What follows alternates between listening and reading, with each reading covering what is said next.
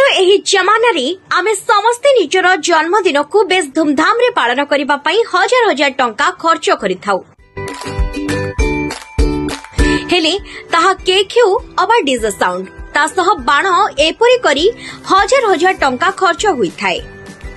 से दिनटी को केही केही वृक्षरोपण कार्यक्रम नहीं करंती तो आउ केही रक्तदान शिविर तो आउ किए गरीब लोकन को खाइबा बंटन करिथांती मध्य।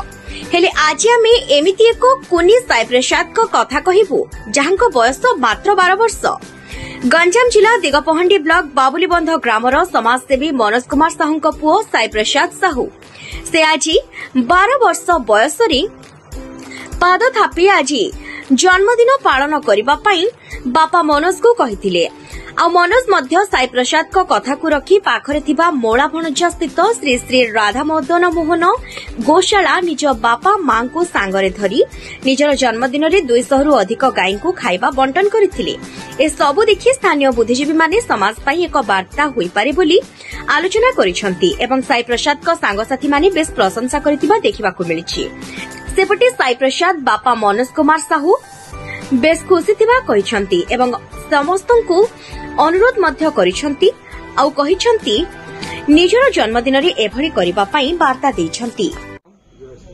जय श्री राम जय श्री राम। आज मोर पुओर जन्मदिन ए जन्मदिन अवसर रे मु आज समाज को गोटे वार्ता दबा को चाहूची जे समस्ते जो भोजी भात करी खांती किंतु निज पाई करंती किंतु मु गोटे समाज को वार्ता दबा को आज एठी प्रयास करछि।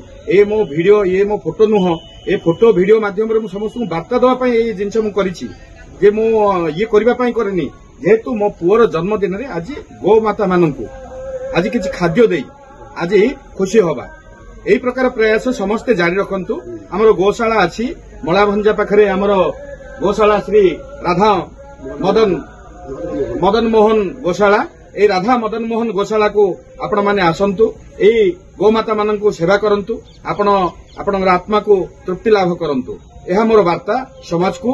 आज हमर जने अवसर प्राप्त शिक्षक अछंती आम गहन रे से आज गोशाला नारायण बेहरा आज गोशाला को आज त्वरान्वित करी अति सुंदर करी आगु को बढ़ाइबा को प्रयास करछंती जे समाज को वार्ता दबा पई जो मां सेई मां को आज आमे सम्मान दबा गोटे माटी मां गोटे गोमाता मां ए मां को आज सम्मान दबा पई आज रे प्रयास मु समस्त को अनुरोध करछि आपण मानकर मध्य जन्मदिन रे एमिति गो सेवा करंतु गाय माननकु खाद्य दियंतु ए हमर समस्त को अनुरोध। नमस्कार जय श्री राम। मो ना साई प्रसाद साहू आ मु एई बाबुलीबंध गाँव रे रहूछि। मु दिगपहंडी रे पढुछि केबी स्कूल। आज मोर जन्मदिन हेतु मु गोमाता को सेवा करबा पई किछि खाद्य धरी गोशाला को आछि।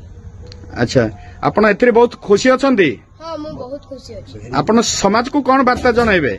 मु समाज को एई वार्ता जणाइबा को चाहूछि जे समस्त गोमाता मानन को सेवा करन।